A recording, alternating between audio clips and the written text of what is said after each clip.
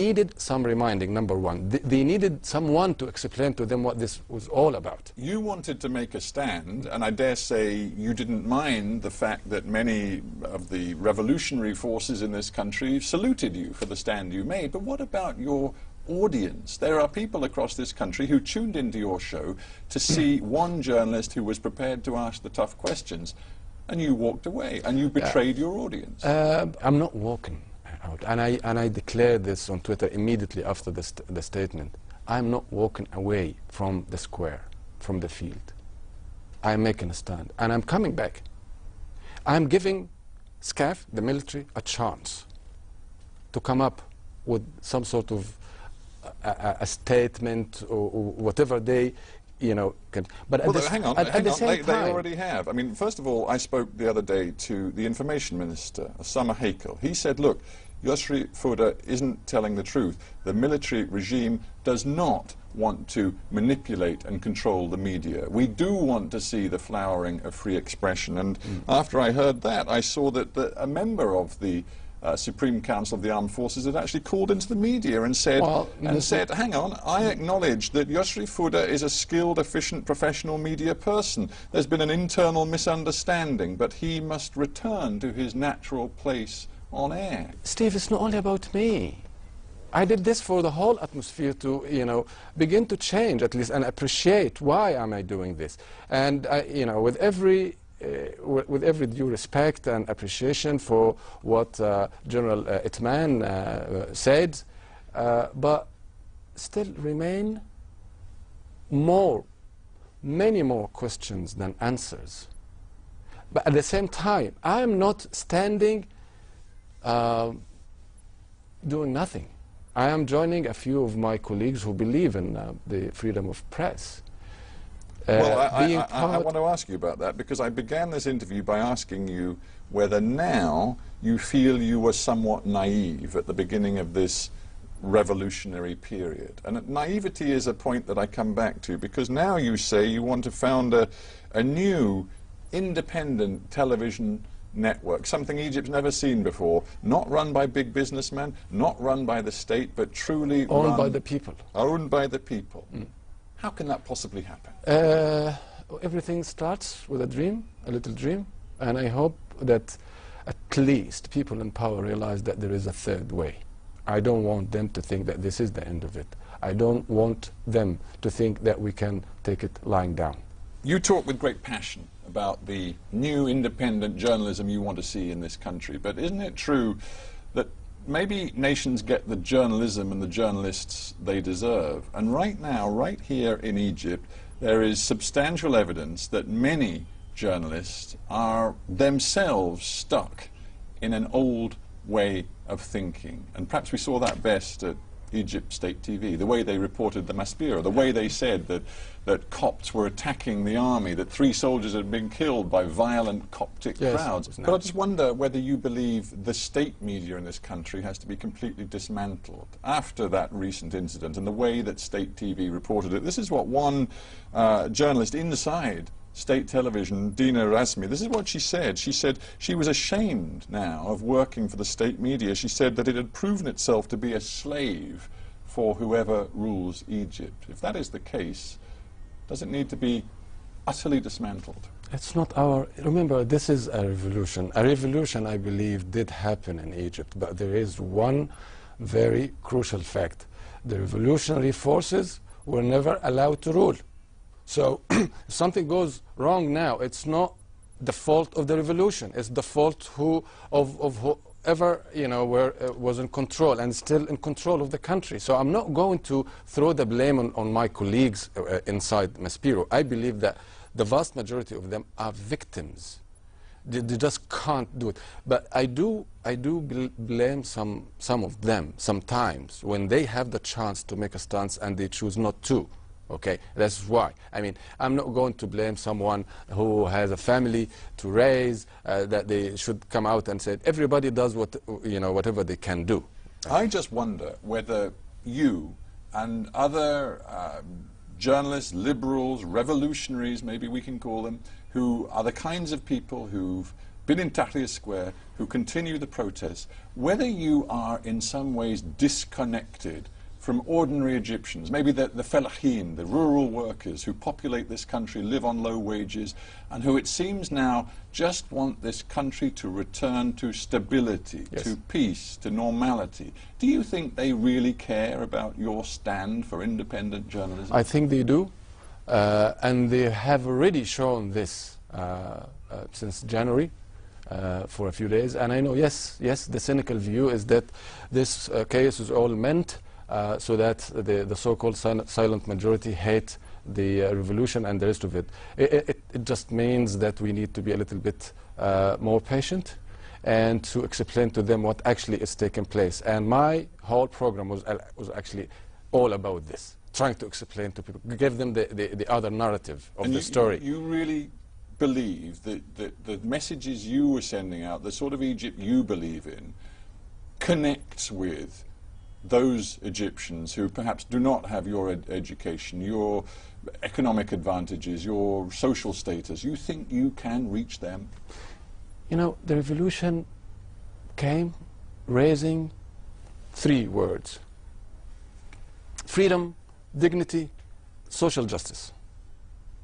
When I compare now, after 5 months, what is it that we have achieved so far? Almost nothing. Almost nothing. What a very bleak conclusion. Well, I have to be pragmatic. Yes, we've gotten rid of Mubarak, Gamal Mubarak, their cronies, and we try to do, you know, 1 or 2 things here and there.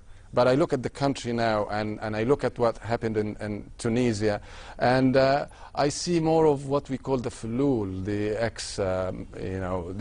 the main core of the, I can't even call it ex-regime, but because the regime is still very much with us. And it's not actually like what some people say now, that they are trying to reproduce the old regime. I think it's all about preserving the regime, because the regime never went away. So you're saying there was no revolution? No, there was a revolution. I'm so proud that the people, just to come out and express what you actually feel about your country, and you try to do something about it, and at a certain point of time you topple the head of the state, in itself is a big... And revolutions actually take years and years to happen. And I think more people now realize this, and more people are prepared to be a little bit more patient. I just want SCAF to realize this, that they are now in charge of a country in transition. Let me ask you a personal question.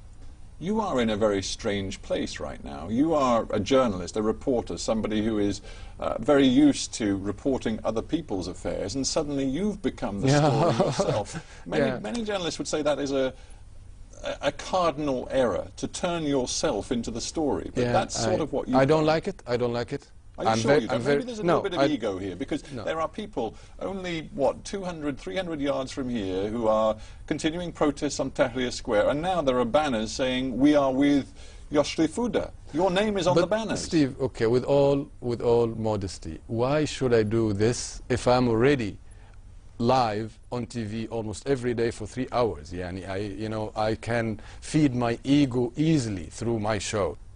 I've already reached a certain point in my career that I don't need it. Okay? I just wonder, though, whether you've crossed a fundamental divide from being the observer, the reporter, to being the participant. And maybe, and I don't want to put an idea into your head, but maybe you have decided that the only way to really take part in this revolution in Egypt is actually to get inside the politics of this country, to play a political role. No, I don't want for that to happen. I'm very much aware of the difference between journalism and activism, and I never crossed that line. I'm now defending my very profession. I am joining forces with other colleagues of mine because we feel worried about our industry, about journalism, because we feel that journalism, free press, can play a crucial role in the future of Egypt. Because I do believe that information is power, and I know that anyone, especially in our part of the world, who's in power, would hate for the people to be empowered with information. And I want to go on with this struggle, to inform my people about what is actually happening, so that they can make up their own minds. But a final thought. There is, right now, a real question about how much freedom of expression Egyptians have. For example, sitting in a military prison right now is a gentleman, young man, Michael Nabil, who was convicted and sentenced to 3 years of hard labor simply for something he wrote in a blog about the armed forces. Yes. Here today you've told me that the repressive tactics used by the Supreme Council of the Armed Forces in many ways are worse than what you lived under with Mubarak. You've run a very real risk here. How far are you prepared to take this stand of yours? As far as it takes me, I'm not gonna, bow in front of any kind of pressure regarding something that I do not believe in. Sometimes, you prepared to contemplate prison? I don't think they will go as far as this. But if I have to, then I have to. The thing that I know for sure about myself, and it's not only about me here, again, over and over again, is that once you volunteer self-censorship, you begin losing certain things inside your conscience.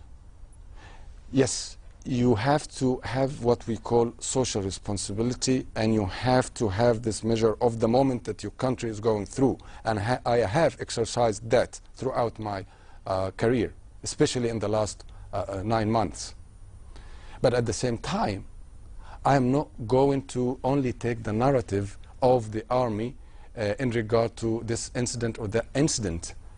If I knew that there was another narrative, that it is my duty towards my country, including the military, this is the point, including the military, because I do believe that I help the military help themselves through knowing the other narrative. This is the whole point. This is why I believe it's not a zero-sum game. This is why I believe, please, do not waste your time and ours. The whole world is over this years and years ago. We belong to a different age now. I can launch my own channel from my bedroom. I can go back to London, or go to Doha, or to Dubai, or to Cyprus, or wherever, and still tackle the same issues, and maybe in a harsher way. I do not want for this to happen. So, in a word, your message to them, to the military rulers of this country, is you're going nowhere. I'm staying. This is my country, and I'm so proud that I was here at the right moment, in the right place, and I'm so proud and thankful that I had the chance to play a bit of a role in what's been happening. I'm not going anywhere. I'm staying here. I will go back to my program, but things that have been happening over the last few months are not very promising. We deserve much better than this. Yosri Fouda, thank you for being on Hard Talk. Thank you, Steve. Thank you very much indeed. Thank you.